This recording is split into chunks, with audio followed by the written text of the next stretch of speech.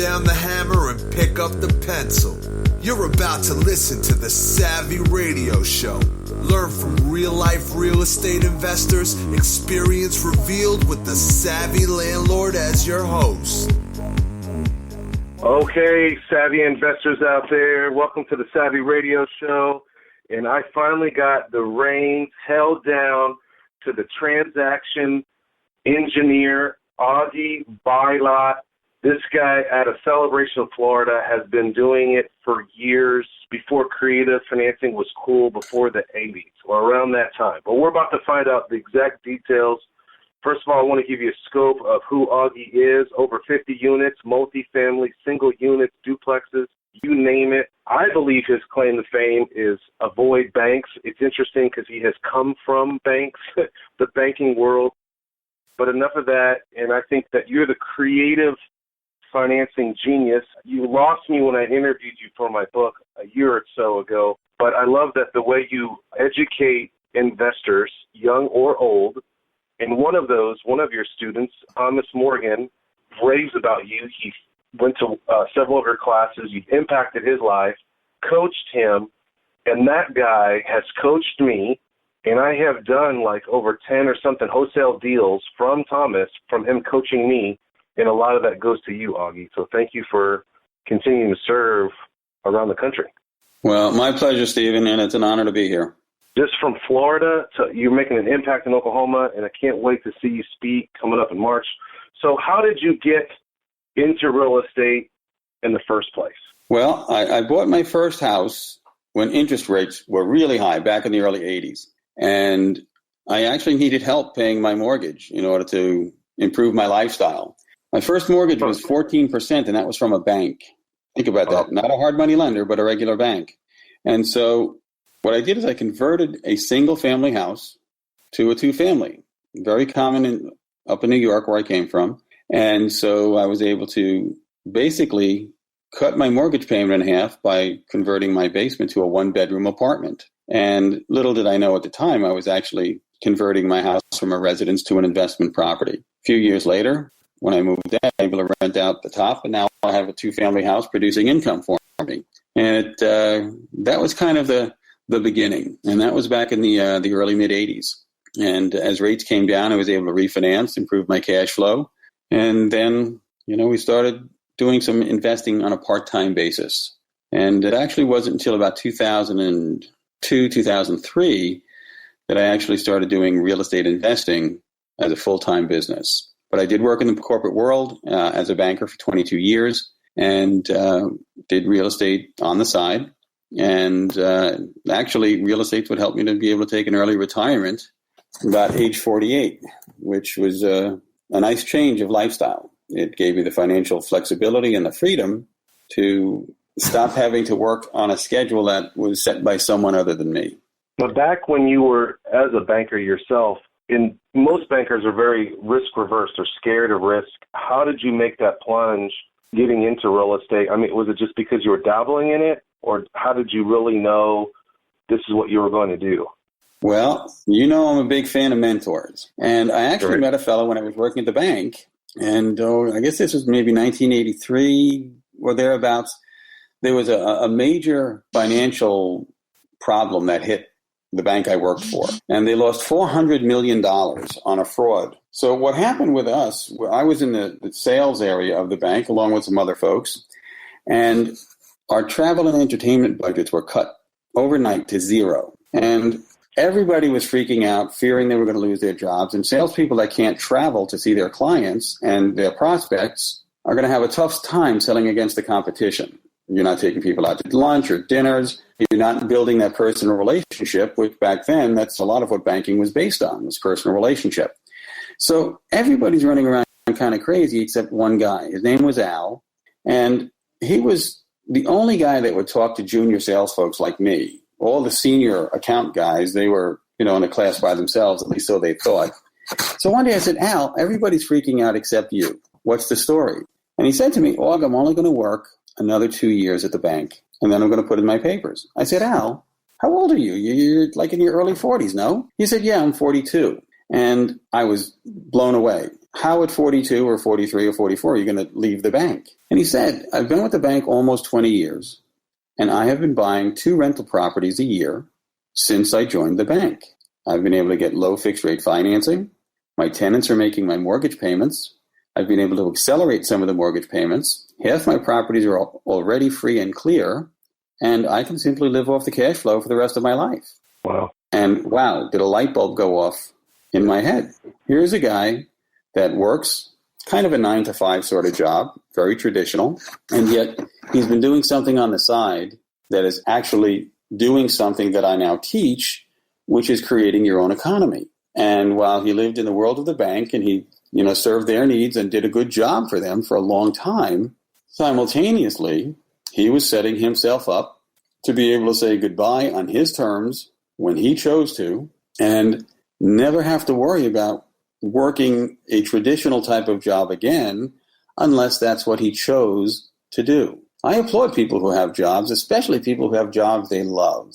And I never encourage anybody to go quit your job unless it's a job you hate. And a lot of people don't like what they do. If you can do what you do by choice, you're blessed. And if you can do what you do, regardless of the compensation, but simply because you want to do it, then you're the luckiest person in town. And so Al kind of turned the light on for me that becoming an entrepreneur, finding alternative, streams of income would be a good way for me to plan my future. And that's what really got me turned on to the whole idea of real estate to begin with. No, it's crazy that, you went to school, you become a banker, you're in the whole banking industry, but what you do now, and you almost, in my mind, what this is through Thomas, that you kind of avoid banks. You thrive on being creative. How did that correlation? I mean, it's like you went to the dark side, not using banks to fund deals. Well, that's kind of interesting. And see, I look at it the other way around, Steve. I think the banks went to the dark side. When we went from having state bank charters and lots of local banks where you knew your banker and the banker knew his customer to interstate banking rather than intra-state banking, we got these monolithic corporations who have no idea who their customer is. And to be honest, when you call up, I have no idea who my banker is. Now, I'm at a level with my local bank that, we have a pretty good relationship. But my point is, back in the day, shall we say, even going back to the 80s, and before all the merger and acquisition activity took place, in the late 80s, you knew your banker. And if there was an issue, you could pick up a phone and talk to a human being and work things out. That's all changed.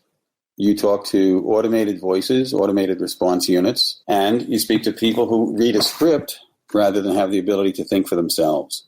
Because they are so big, they're so monolithic, it's like it's like trying to turn a battleship. Very difficult to do. And in our business, as you know, we have to respond quickly. I can't wait for banks to say yes or no. And so I decided I should become the bank. And what's so interesting about that, when I started out, I needed access to capital. And so, the first few houses I bought when I was up in New York, I did use the bank. And it helped me make some money. But as time wore on, I learned that there were many other ways I could purchase and sell property. I could produce tremendous leverage, even better than I could with the bank. And eventually you go full circle to where you throw off more cash than you can consume. And now you get to put that cash to work.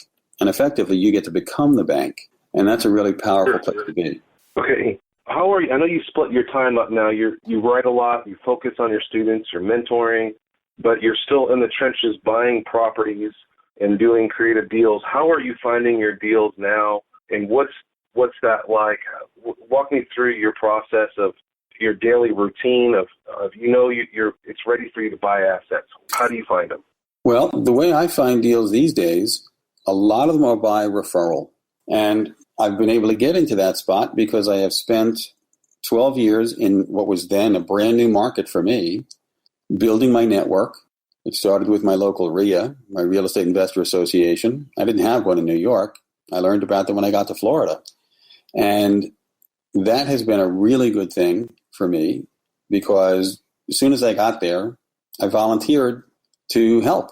And it's interesting when people, find volunteers, if they put them to good use, that's good for the organization. But it's also good for the volunteer because if I'm trying to help new members or guests Well, they look at me as someone with expertise, and it took me a while, but I've continued to develop my expertise. And so a lot of the deals that I do today are by joint venture, referral from past and present clients. And we still do a little bit of marketing. We have a website, and so that generates some leads. But a lot of the leads I get today, I also share some of them with my students because, candidly, I want them to be successful.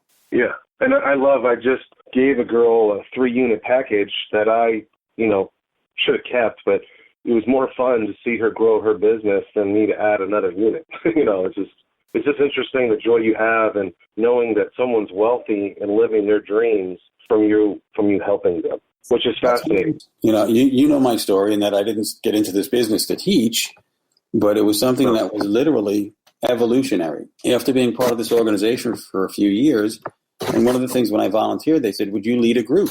And so I started leading what we call a focus group. And the way our RIA is structured, we have our general meeting. We then have, throughout the month, we have meetings that are called county chapters, and they meet geographically. But we also have subject matter meetings that are called focus groups. And I started leading a focus group, I guess it was about 2004. And in our second year, we did about $2 million in transaction volume 1 month.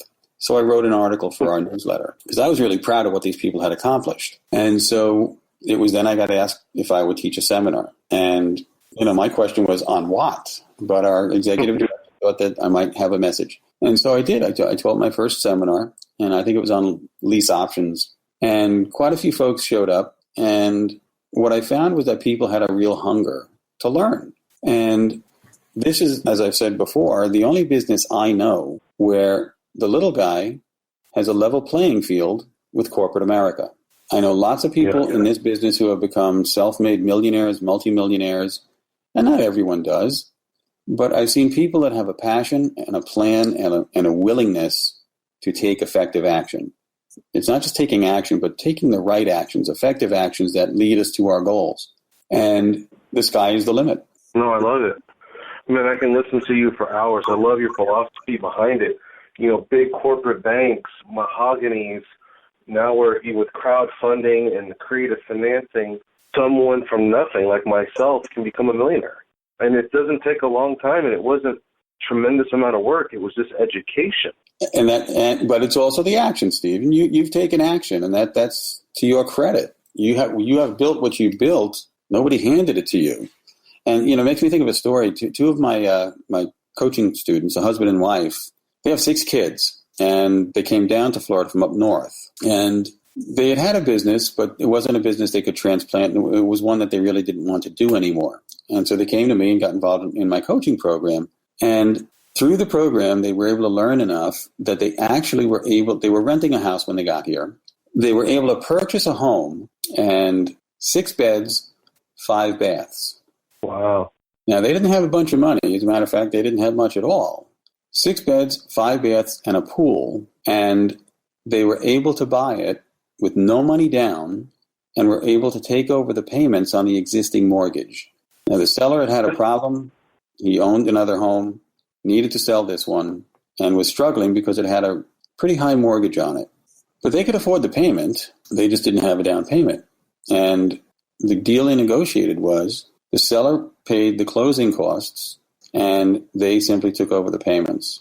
And 30 days after they were in and made their first payment, he also gave them $4,000 to do some fix-up. Awesome. Now, what business do you know affords a family that kind of opportunity? They went from renting to owning, all the tax benefits of owning and ownership, didn't have to go qualify for a mortgage, and they did it with virtually no money out of their pocket, other than, I think, about $1,400 in closing costs. You know, it's interesting. When people hear that story, they don't believe it. They're like, that doesn't happen. And let me tell you, before I just called you today on January 25th, I talked to a gentleman who actually is worth several million. He's a country club member of a huge country club, the largest country club. He owns a business that cash flows really well, and he just got a $150,000 lien from the IRS. And he called me and said, hey, I have a house in one of the richest neighborhoods. that one of his relatives was living in, and they tore it up. And if he sold the property, first of all, it was attached with a lien.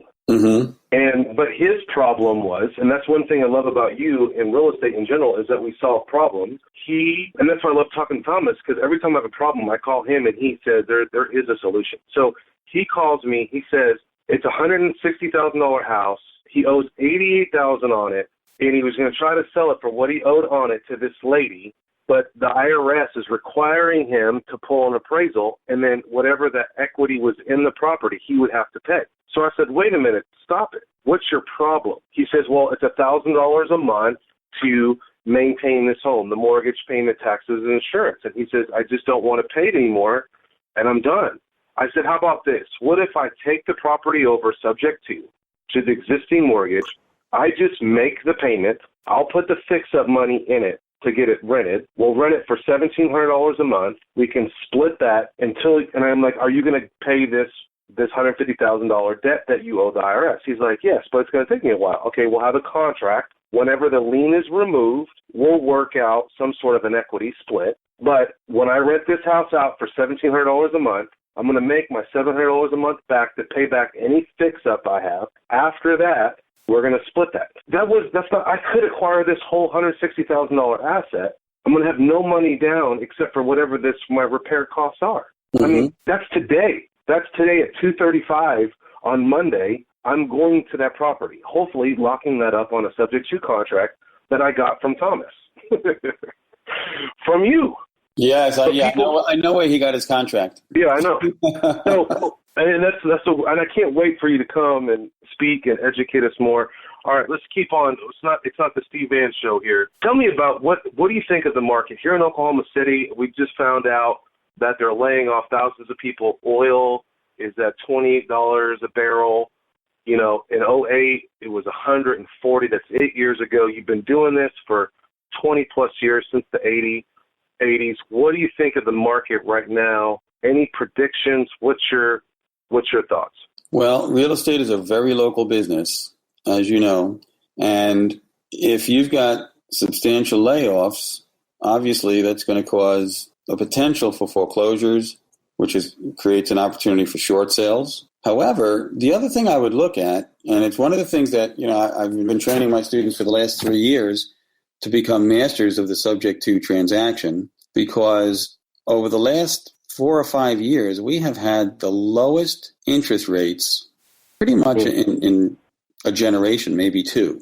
And so there are going to be a lot of 30-year fixed-rate mortgages with very low payments that some people are going to have to walk away from in order to go find other employment, because they may be changing geographies and just looking to downsize. Now, granted, in Oklahoma City, I mean, the oil industry is a significant employer, but it's not the only employer. You're still going to have people who are looking for housing. You're going to have people who are looking to move up, which also creates opportunities, simply because if you can take over low fixed-rate financing, and you can do it one of a couple of ways. Way number one is obviously subject to. If a deal has not enough equity and seems like it might be too much risk, you can take it over with an option and a lease and simply sandwich it. And so you can rent it until the economy improves. For other folks, because you may find other people that are impacted, and this is how this couple was able to purchase this large house for their family, was that, other people get affected by changes in the economy, but not everybody can walk away or accept a foreclosure or a bankruptcy. And the seller of this particular property happened to have a license in the securities field. And so he could not afford a foreclosure or a bankruptcy on his record, which was why he was so motivated to get this property sold and was willing to be extremely flexible. So as I'm looking at a market that is in turmoil, I see opportunity, but I also see prudence.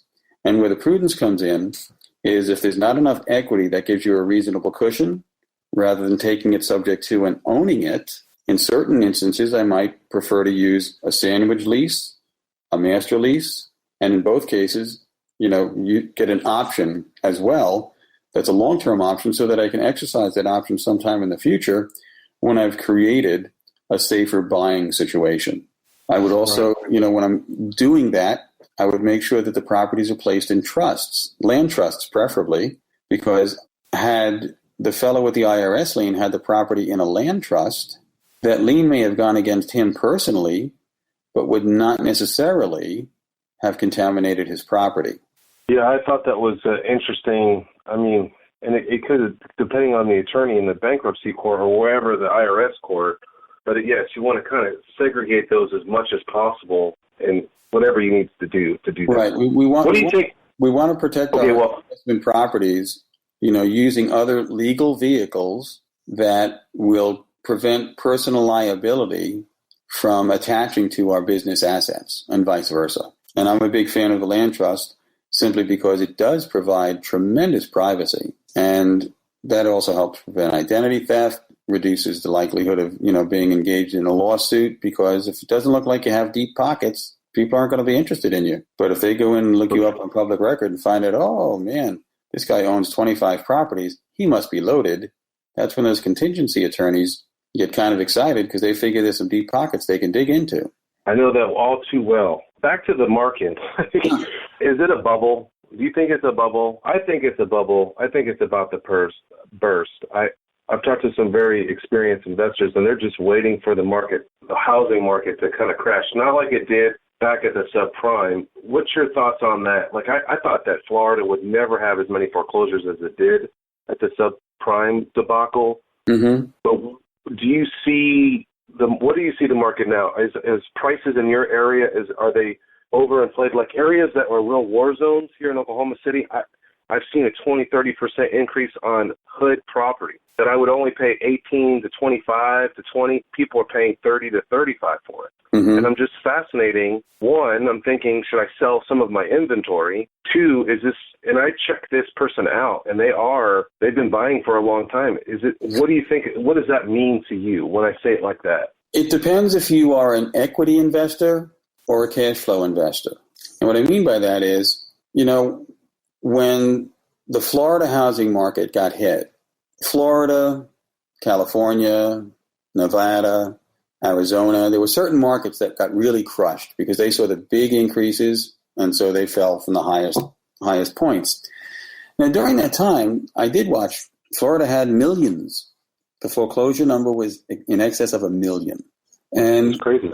It is crazy. But because of the way I buy, we didn't lose any properties. I lost hundreds of thousands in equity. Absolutely. Yeah.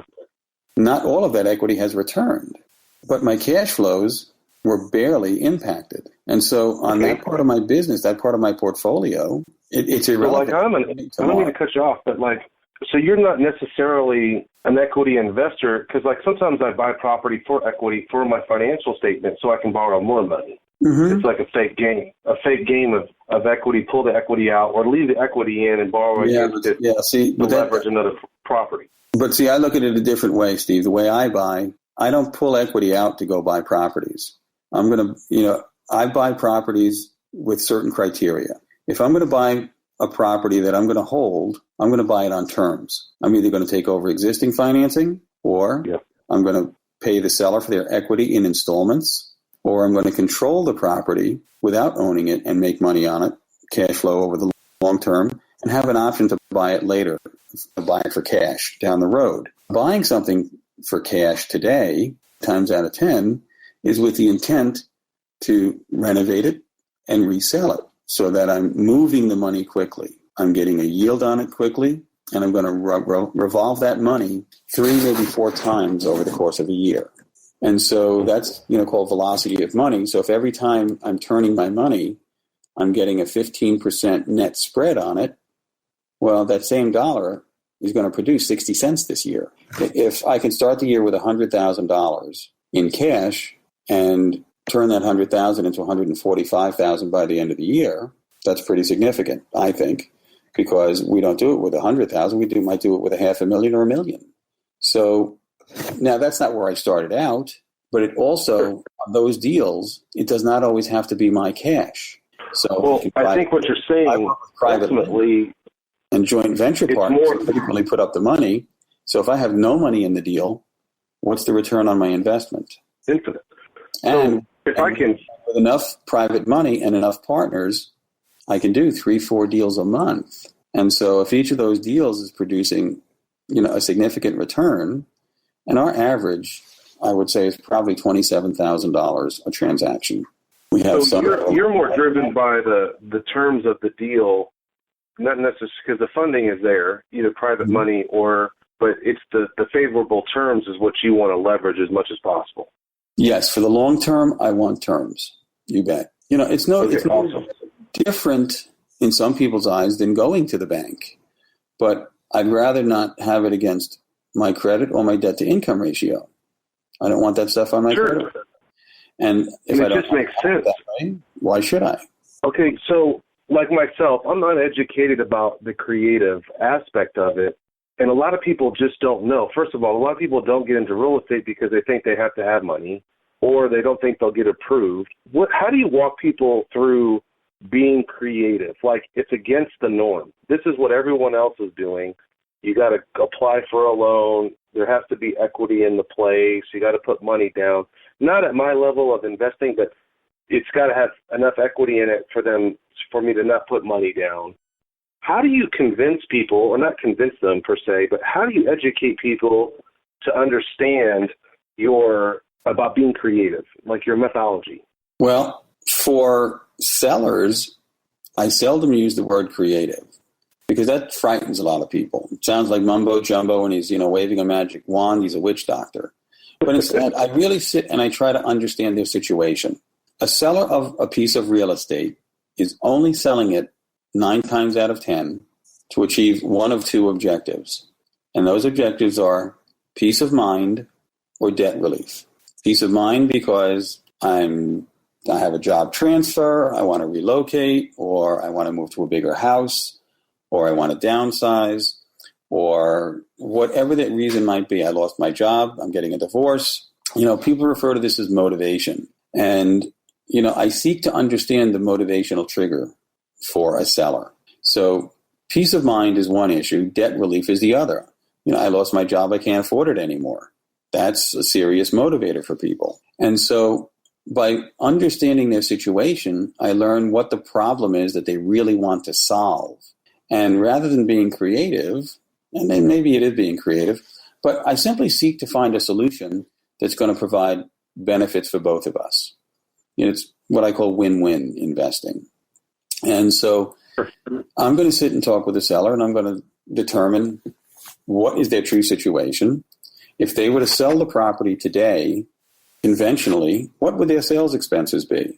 Because what would happen, Mr. Seller, and we'll just play that out, if I could buy the house from you today and get you about the same as you would on a traditional retail transaction, is that something we should talk about or maybe not? And they invariably say yes. And so I'm going to remind them that selling their house is going to have certain costs. They're going to have a realtor's commission. They're going to have some buyer concessions. Now, you should check what's going on in your own market because I know today in my market, from asking price to closing price is about an 8% discount. And I can show that to a seller. So say he's got a house with a $150,000 mortgage and he thinks he's got how much equity? He's going to sell it for $200,000 and he owes $100,000. He's going to think he's got $50,000 in equity. Is that simple math? But the reality is when I take off 8% for a seller's concession in this market, that's $16,000.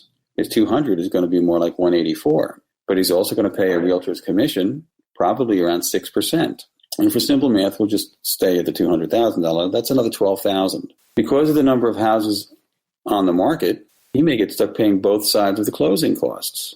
That could be another $5,000. So when we take all these things into consideration, plus, there's going to be an inspection, there's going to be some repairs, there's going to be some other costs, there's going to be some holding costs between now and the time he closes. The odds are his expenses are going to run somewhere around 20%, maybe even a little higher. But let's just say it's 20%. Well, that means his net number is going to be about $160,000. And if he pays off that $150,000 mortgage, he's going to walk away with $10,000 after all is said and done. And so I prefer to try to negotiate that $10,000 and see what they'd like to do, because that $10,000 is money that they're probably going to get sometime 3 to 6 months down the road. I don't know what days on market look like where you are, but our days on market are probably running I'm guessing around 90. And what's interesting is closings are, especially on retail sales, are taking much longer now that we have this new TRID document as opposed to the old HUD. All the government compliance stuff that went into effect in October is really slowing down the closing process, especially when people are getting bank loans. So I also bring that to the equation, and I help them understand that if you need to sell and want to sell quickly, a traditional retail transaction might not meet your needs and objectives. So if I could get you what you might get 3 to 6 months down the road today, would you be prepared to do business? And frequently people say yes. And so then I will explain how we can go about it. And, because I'm going to cut you off. So your approach is just educating them. Yeah, it's a kind of a consultant sort of approach. Help me understand your situation and let me see how I might best be able to help you achieve an outcome that's desirable for you. Okay. Well, and it's just slow and steady. I come in with a hammer. What's the lowest price you take? Cash today, I can close tomorrow. But if we come across with a consulting approach out there, investors, you probably get a lot more favorable terms and that you solve their problem. In that case, with the guy with the Series 7, he knew he couldn't sell it, but he had to get rid of it because he had to move on. So he was open for you to take that person to take over that family to take over the payment. Exactly right. Open to that. Because otherwise he would have had to write a really big check to sell the house. And so he was able to sell it without the need of an agent, without the need of paying a commission. And it's no disrespect to agents, but, to list a property that's got very little equity, and with the selling expenses, what they could actually be, will make it very difficult for a lot of sellers to be able to list their property.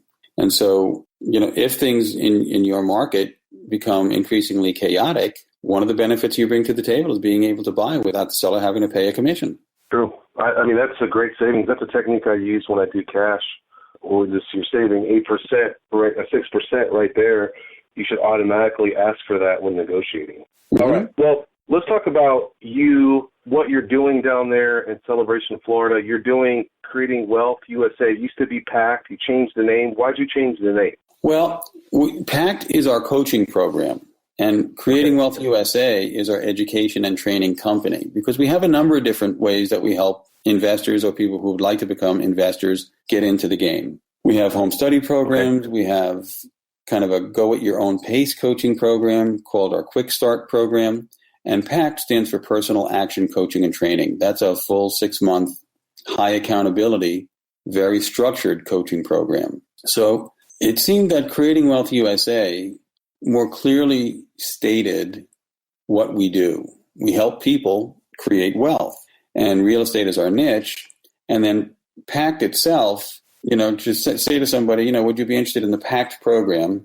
Well, that doesn't tell the whole story unless people know who we are. Once they're kind of part of the family in creating wealth, they all get what PACT is about. But, as we've broadened our market and our marketing, it just seemed to make more sense that the umbrella brand, if you will, be something that is more clearly stated. And so that's, Creating Wealth USA has actually always been here. That's the LLC. That's the corporate name. But we operated under PACT for a few years when we were just focused completely locally right here in this geography.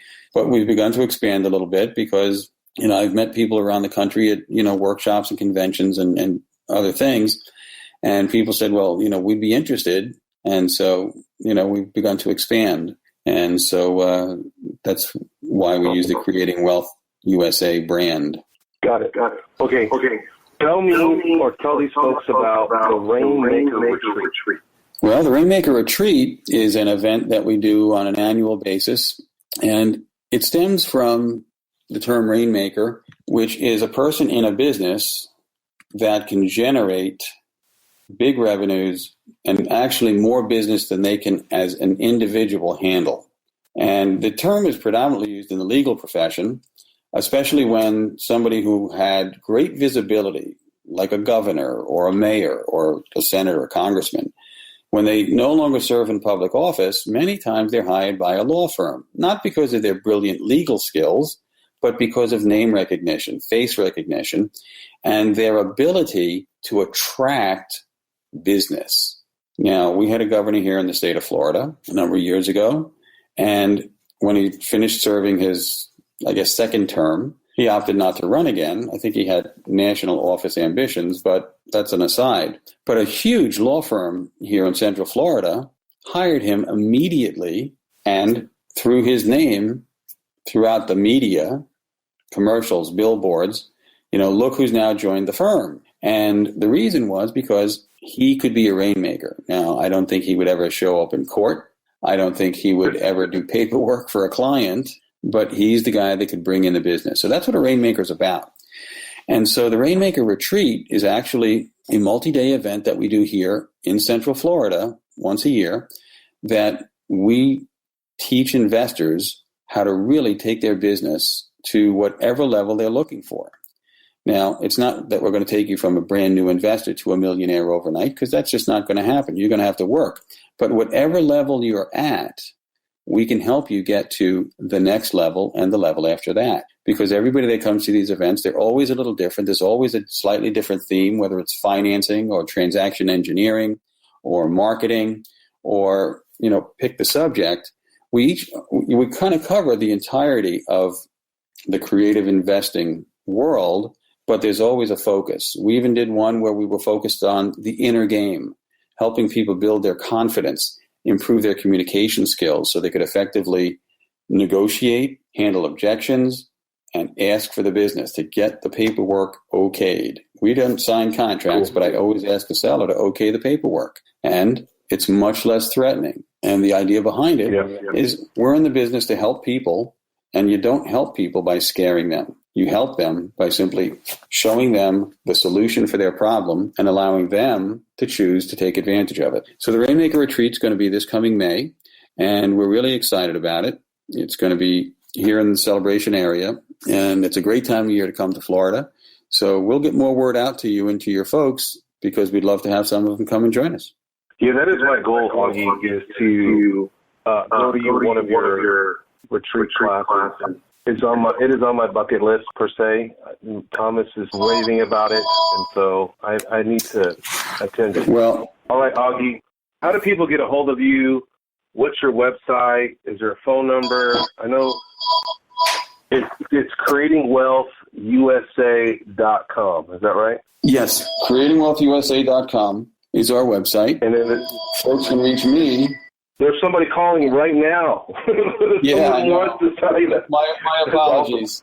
Okay, they finally went off the voicemail. I thought I had that phone turned off. So my apologies on that. And what's the best phone number to reach you? They can always give me a call at 863, area code 863-255-5858, or shoot me an email to Augie, AUGIE, at creatingwealthusa.com.